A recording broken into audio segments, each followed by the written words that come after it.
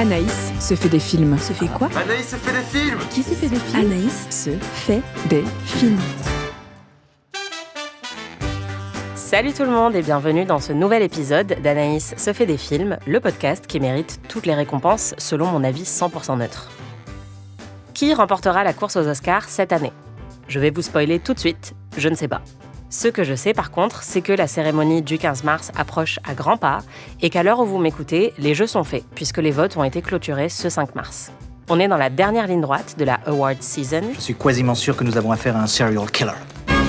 Et même si la course semblait pliée dans de nombreuses catégories, notamment meilleur film ou meilleur acteur, quelques rebondissements de ces dernières semaines pourraient bien tout changer. Alors, où en est-on dans la course aux Oscars ? Que va-t-il se passer le soir de la cérémonie ? Faut-il s'attendre à des surprises ? Est-ce que Michael B. Jordan sera le plus bel homme de la soirée ?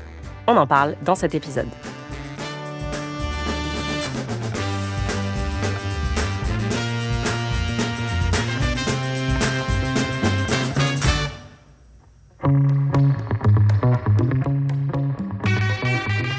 Ça y est, après des mois de campagne, de réception, de petits fours, de conférences de presse, de serrage de main, de parties de bowling, de concerts privés et de distribution de merch, la course aux récompenses, qui a démarré en septembre, va bientôt s'achever. Le 15 mars précisément, le soir de la cérémonie des Oscars. Depuis septembre, je vous parle de cette fameuse award season. Il y a eu beaucoup d'appelés, peu d'élus, et dans l'affrontement final restent les films suivants.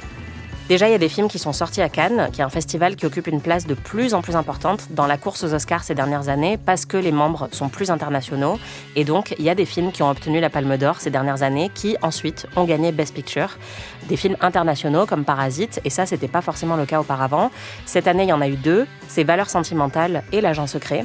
Il y a aussi eu 2 films qui ont fait leur première à la Mostra de Venise, Frankenstein et Bugonia.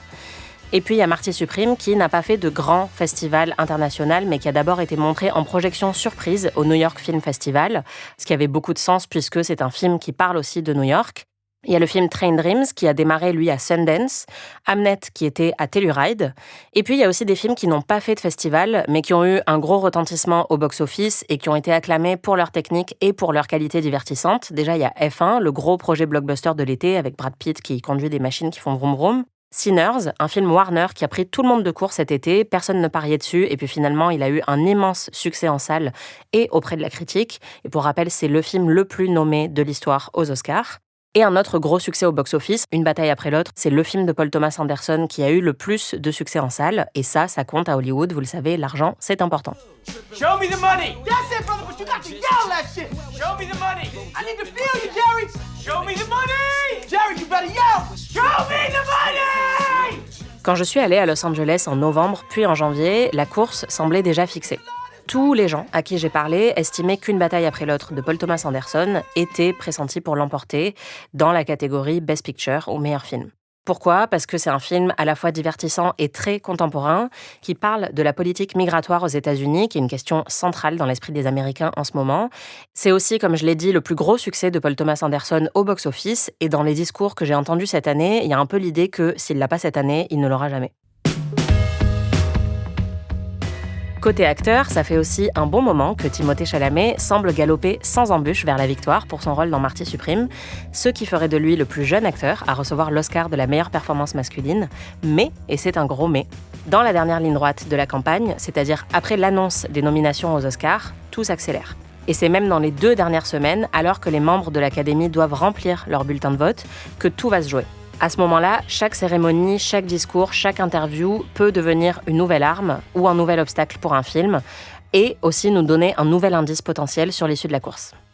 D'abord, il y a eu la campagne de dénigrement menée contre Marty Supreme. Fin janvier, un article a été publié dans le média Page Six, qui est un média connu pour les ragots sur les célébrités, qui accusait le réalisateur de Marty Supreme, Josh Safdie, d'avoir embauché il y a une dizaine d'années, sans le savoir, une actrice mineure sur le tournage de Good Time. Elle avait 17 ans et elle devait tourner une scène avec un acteur non professionnel. Et cet acteur se serait exposé, donc mis nu devant elle, ce qui aurait évidemment été très traumatisant pour elle.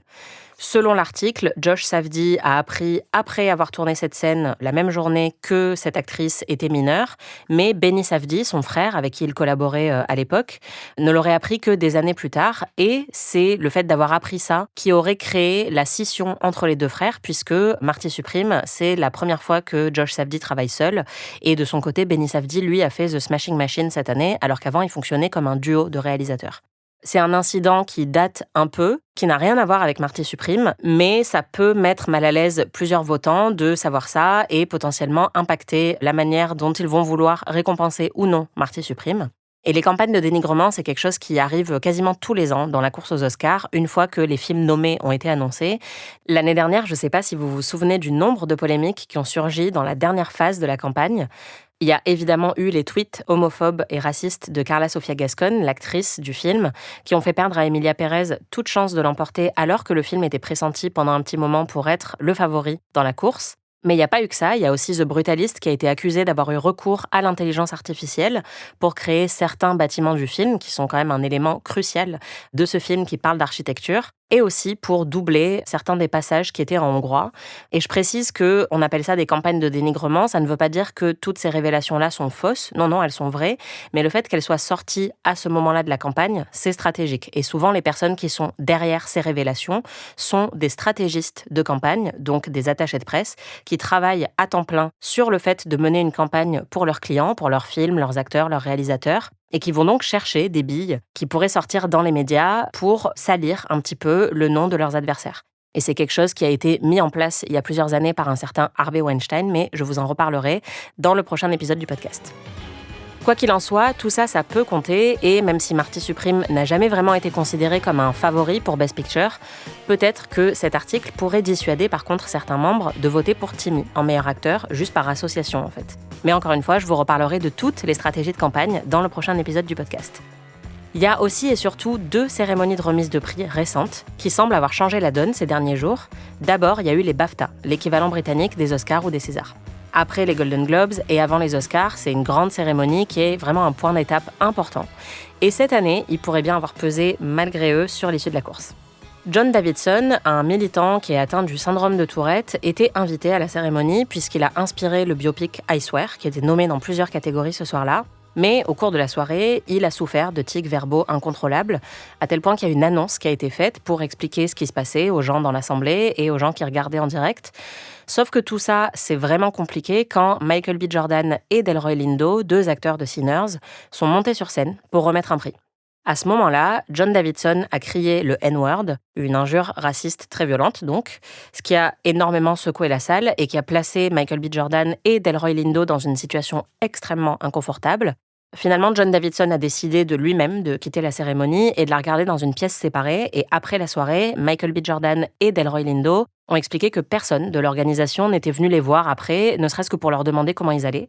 Et en plus de ça, quand le replay de la cérémonie a été mis en ligne, la BBC avait fait un petit montage, ils avaient laissé l'injure, mais par contre, ils avaient censuré un moment où le réalisateur Akinola Davis Jr. avait dit « Free Palestine ». Donc un 2 poids 2 mesures qui a été vivement critiqué. Et clairement, une mauvaise soirée pour les BAFTA et la BBC, ça a énormément fait réagir et il y a plusieurs membres du casting de Sinners qui ont naturellement mal vécu la soirée, alors même qu'ils avaient récolté pas mal de prix, notamment meilleur scénario original et meilleure actrice dans un second rôle pour Wunmi Mosaku.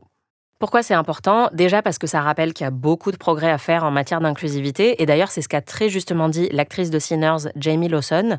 Elle s'est exprimée quelques jours plus tard, en fait, à la cérémonie des NAACP Image Awards, qui est une cérémonie qui récompense spécifiquement les artistes afro-américains. Et elle a très bien expliqué que c'était honteux de la part de la cérémonie de ne pas avoir fourni de bonnes conditions d'accueil pour les invités, qu'il s'agisse de John Davidson ou de l'équipe de Sinners. Et elle a conclu en disant « Vous voulez célébrer notre art, mais vous ne le protégez pas. » You do not care for our dignity, our humanity. You want to celebrate our art, but you won't protect. And that's why we celebrate Sinners. Et c'est d'autant plus gênant parce que quand on y réfléchit, Sinners parle directement de la place qu'occupent les artistes noirs et les afro-américains dans la culture, de la manière dont ils doivent se créer un espace qui va ensuite potentiellement être vampirisé, enfin littéralement c'est ça qui se passe dans le film, par des blancs. Donc en fait c'est comme si la soirée des BAFTA avait fourni une illustration de ce que Ryan Coogler tente de raconter dans son film. Et donc, paradoxalement, et désolé de repartir sur quelque chose de très cynique, mais ça va peut-être jouer un rôle déterminant dans les résultats aux Oscars. L'incident a généré encore plus de sympathie pour l'équipe déjà très sympathique de Sinners, et il a peut-être fait culpabiliser certains votants ou leur a donné envie de faire remonter Sinners dans leur classement, tout simplement. En fait, dans la course aux Oscars, on parle tout le temps de narrative, c'est-à-dire du récit autour d'un film ou d'un acteur qui pourrait le faire gagner, et là, le récit est on ne peut plus clair. Il faut défendre une création comme Sinners et les artistes qui y ont contribué. Je l'ai déjà dit, ça fait un certain temps que côté meilleur film, Une bataille après l'autre de Paul Thomas Anderson est fortement pressenti pour l'emporter. Et il y avait le sentiment qu'il n'y avait jamais eu de vraie compétition en face. Mais en fait, plus les cérémonies s'enchaînent, plus on se rapproche de la fin, et plus il devient évident qu'il y a une course plutôt serrée et qu'elle va se jouer entre Une bataille après l'autre et Sinners. Et là, je vais vous citer le podcast The Big Picture, que j'écoute souvent et qui décortique actuellement tout ce qui se passe autour des Oscars. En termes purement statistiques, Une bataille après l'autre est le plus solide candidat possible à l'Oscar du meilleur film. Puisqu'il a remporté le prix du meilleur film au Critics' Choice, aux Golden Globes, au BAFTA, aux Ace Awards dans la catégorie meilleur film comique. Et les Ace Awards, c'est une cérémonie de remise de prix organisée par les monteurs. Il a aussi gagné au DGA, donc le Directors Guild Awards, donc les prix remis par les réalisateurs, au PGA, Producer Guild Awards, donc les producteurs, et il va sans doute gagner dans quelques jours meilleur scénario adapté au WGA, donc la cérémonie des scénaristes. Et un tel enchaînement de récompenses, c'est juste indéniable. Statistiquement, ça n'indique que une bataille après l'autre pour Best Picture. Sauf qu'en face, il y a Sinners. Sinners, eux, ils n'ont gagné aucune récompense précurseur, comme on les appelle, aucune de toutes celles qu'on vient de citer. Ils ont juste gagné meilleur succès au box-office aux Golden Globes, mais par contre, ils ont gagné meilleur casting d'ensemble aux Actors Awards, meilleur film de drame aux Ace Awards, la cérémonie des monteurs, et ils vont probablement gagner meilleur scénario original au WGA, donc la cérémonie des scénaristes. Et selon le podcast The Big Picture, dans l'histoire des Oscars, aucun film qui a remporté ces 3 prix n'a perdu meilleur film. Donc on a vraiment 2 candidats extrêmement forts pour 2 raisons différentes. Si Sinners gagne à la fin, ce serait vraiment catastrophique pour Une bataille après l'autre, vu le nombre de prix qu'ils ont récoltés jusqu'ici, mais c'est archi possible. Ce qui est sûr, c'est que Paul Thomas Anderson remportera sans doute l'Oscar du meilleur réalisateur, mais la victoire de Sinners pour le prix suprême, honnêtement, me paraît de plus en plus plausible, et le vrai plot twist, ce serait si aucun de ces 2 films ne l'emporte. Et si c'est le cas, j'espère que ce sera Marty suprême ou Valeurs sentimentales, mais on verra. Pour finir, ce qui pourrait aussi jouer en faveur de Sinners comme meilleur film, c'est le vote préférentiel. Le vote préférentiel, c'est un système de vote instauré aux Oscars en 2009 à cause de The Dark Knight de Christopher Nolan. J'ai écrit un long article dessus pour Slate si ça vous intéresse. Mais en gros, ce système-là fait que souvent, le film qui gagne Best Picture, c'est un film de consensus. Avant 2009, il n'y avait que 5 nommés dans la catégorie meilleur film. Et sauf que la dernière année où ça s'est produit, The Dark Knight n'a pas eu de nomination, ce qui a choqué et déçu toute l'industrie. Et donc, à partir de l'année suivante, ils ont décidé d'élargir à 10 nommés dans cette catégorie. Et forcément, ça allait diviser les votes. Et donc, ils ont décidé à ce moment-là aussi de créer un système de vote préférentiel, juste dans cette catégorie, pas pour les autres. En gros, chaque votant doit réaliser un classement des 10 films nommés, de son préféré à celui qu'il a le moins aimé. Et au moment du dépouillement, si aucun film classé en première position n'obtient la majorité absolue, à ce moment-là, on fait un deuxième compte et on ajoute à la pile toutes les fois où ce film a été placé en 2e position ou en 3e position sur d'autres bulletins. Et c'est ça qui fait que parfois des films qui semblent un peu mous du genou ou qui ne partaient pas comme gros favoris peuvent gagner. Par exemple, l'année où Coda a gagné l'Oscar du meilleur film, tout le monde pensait que ce serait The Power of the Dog de Jane Campion. Mais en fait, le film de Jane Campion était plus clivant. Il y avait des gens qui avaient adoré, des gens qui avaient détesté, alors que Coda, tout le monde trouvait ça sympa. Enfin, personne n'a détesté Coda. Et donc, c'est sans doute le vote préférentiel qui peut expliquer la victoire de ce film-là. Pourquoi ça nous intéresse ? Parce que cette année, Une bataille après l'autre peut être un film clivant, alors que Sinners, c'est un divertissement grand public. Je connais personne qui ait vraiment détesté Sinners. Et donc, si Sinners se retrouve sur suffisamment de bulletins en 2e position ou en 3e, il pourrait passer devant le favori, qui est Paul Thomas Anderson. Quoi qu'il en soit, si ça peut rassurer les fans de Sinners, le film est déjà entré dans l'histoire puisqu'il détient le record du plus grand nombre de nominations. Il en a récolté 16. Et pour rappel, avant ça, le record était détenu par Titanic, La La Land et All About Eve, qui avaient 14 nominations. Et puis récemment, il y a eu une autre surprise côté acteur, puisque le BAFTA du meilleur acteur n'est allé ni à Timmy, le grand favori, ni à Michael B. Jordan ou Leonardo DiCaprio, qui sont considérés comme les plus proches dans la course derrière Timothée Chalamet. Il a été attribué à l'acteur anglais Robert Aramayo, qui joue John Davidson dans le film I Swear. Et si vous ne voyez pas qui c'est, il jouait aussi le jeune Ned Stark dans Game of Thrones ou Elrond dans Les Anneaux de Pouvoir. C'est pas étonnant qu'il ait gagné puisqu'on est au BAFTA, une cérémonie britannique qui va donc avoir tendance à plutôt récompenser ses propres acteurs. Mais une victoire de Timmy, Léo ou Michael B aurait peut-être pu nous donner un indice sur le vainqueur des Oscars. Et là, à la place, ça crée un suspense supplémentaire. Alors que ce qui est sûr à 100%, c'est Jessie Buckley qui a gagné tous les prix possibles et imaginables. C'est peut-être la seule catégorie de la soirée des Oscars qui est déjà pliée à 100%, c'est sûr et certain. Évidemment, maintenant que je vous dis ça, peut-être que c'est quelqu'un d'autre qui va gagner. Mais a priori, Jessie Buckley remportera l'Oscar de la meilleure actrice et là-dessus, il n'y a aucun doute, il n'y a pas vraiment de compétition. Enfin, l'autre rebondissement, c'est qu'aux Actors Awards, qui étaient auparavant nommés les SAG Awards, c'est Michael B. Jordan qui a remporté le prix du meilleur acteur et pas Timothée Chalamet alors qu'il était favori. Et ça compte aussi. Le discours de Michael B. Jordan était super. Viola Davis, qui annonçait le vainqueur, était aux anges. You are shining herald of Michael B. Jordan!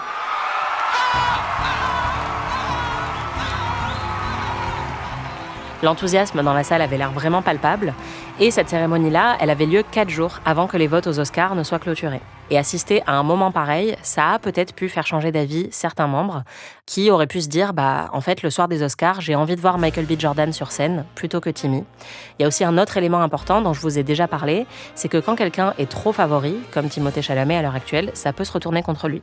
Je connais des gens qui votent aux Oscars et qui n'ont pas voté pour Demi Moore l'année dernière dans The Substance parce que ça semblait déjà plié pour elle. Tout le monde annonçait qu'elle allait gagner. Et donc, ces gens-là se sont dit, comme elle va gagner quoi qu'il arrive, je vais voter pour une autre actrice que j'aime bien aussi parce que ça lui donnera quelques votes.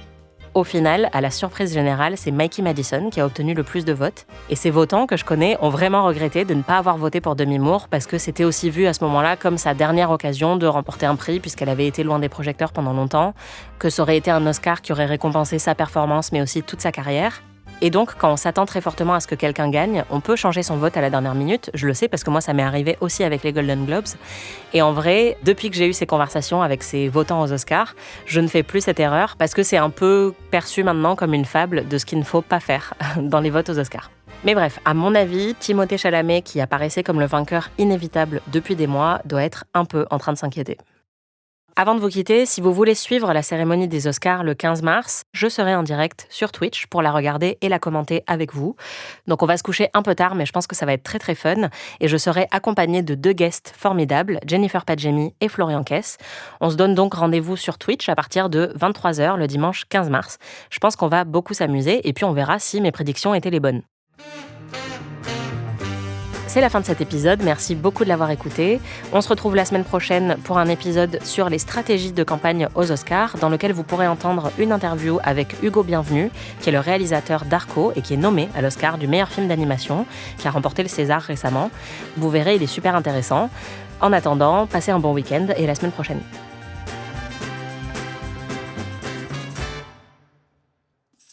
Anaïs se fait des films est un podcast d'Anaïs Bordage, c'est moi. Produit par Slate Podcast. Production éditoriale, montage et réalisation Aurélie Rodriguez.